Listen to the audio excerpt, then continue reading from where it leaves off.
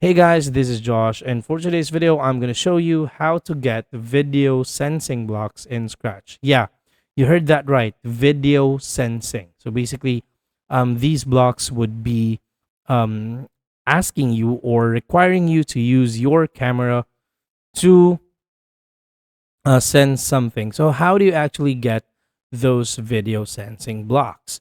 So if you open Scratch, you're going to be greeted with a screen like this. Now you just need to click on this one right here, this violet button right here, or this purple button. And as you can see, we have video sensing in here. Then click on this one.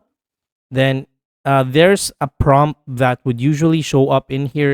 It's the website is asking you permissions to use your camera. So these are the blocks that come with the video package. Let's see. So these are all the blocks. All right, let's just put them in order right there. All right. So we have when video motion is video transparency, we have turn video on and off, then video motion, then on sprite. So these are the video sensing blocks that could be given to you if you know how to access the video sensing blocks here on Scratch. That's all for this video, guys. Thank you so much for watching. Please do not forget to subscribe because it helps our channel to grow. This is Josh, and I'm going to be seeing you on the next video. Peace out.